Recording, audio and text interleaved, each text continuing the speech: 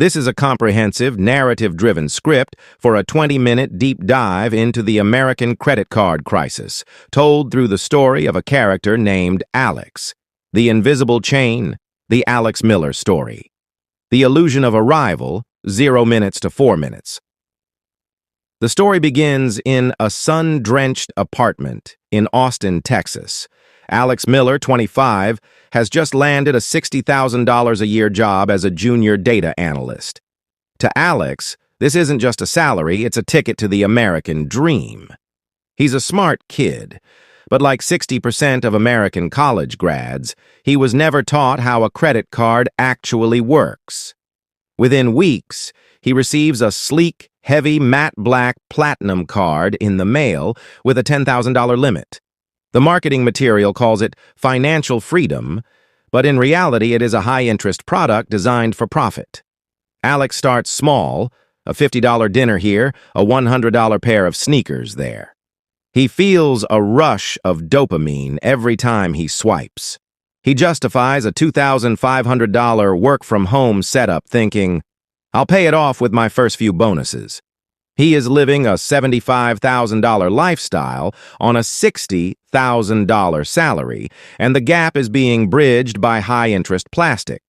The minimum payment trap, 4 to 8. 6 months in, the introductory 0% APR period ends. Suddenly, Alex's interest rate spikes to 24.99%. His total balance has crept up to $8,000. When his statement arrives, he sees two numbers, the statement balance, $8,000, and the minimum payment, $200. Alex looks at his bank account, sees $1,200, and thinks, if I pay $8,000, I'll be broke.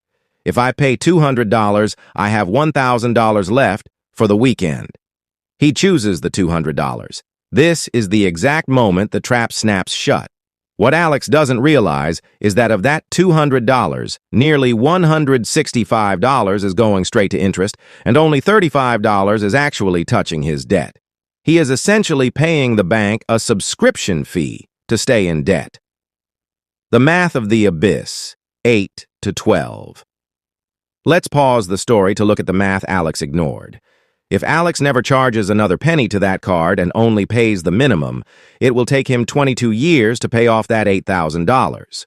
By the time he's 47 years old, he will have paid back over $21,000 for that $8,000 worth of furniture and clothes. In America, this is known as being a revolver. Banks love revolvers because they are the most profitable customers. Alex's debt begins to compound against him. He starts using card B to pay the minimum on card A. He is now caught in a debt spiral where his entire paycheck is spoken for before it even hits his account. He's working 40 hours a week just to fund the interest of his past mistakes. The credit score collapse, 1,200 to 1,600. The crisis hits its peak when Alex tries to move to a cheaper apartment to save money. The landlord runs a FICO credit check. Because Alex is using 95% of his available credit, high utilization, his score has plummeted from 740 to 580. The landlord rejects him, calling him a high-risk tenant. His car insurance company sees the score drop and raises his monthly premium by $50, citing statistical risk. Even his employer, during a routine security clearance update, questions his financial stability. In the U.S., a bad credit score is like a scarlet letter. It makes everything from cell phone plans to utilities more expensive. Alex realizes he isn't just broke. He is being systematically penalized for his debt. The path to redemption, 1,600 to 2,000. The rock-bottom moment comes when Alex's card is declined at a grocery store while buying eggs and milk. Exhausted and ashamed, he finally seeks help. He adopts the debt snowball method. The sacrifice. He sells the expensive furniture and moves in with a roommate. The side hustle. He spends 15 hours a week driving Uber, dedicated 100% of that cash to the principal balance. The negotiation. He calls the bank and threatens to declare bankruptcy unless they lower his APR. Shockingly, they drop it to 15% to keep him paying. Fast forward 24 months.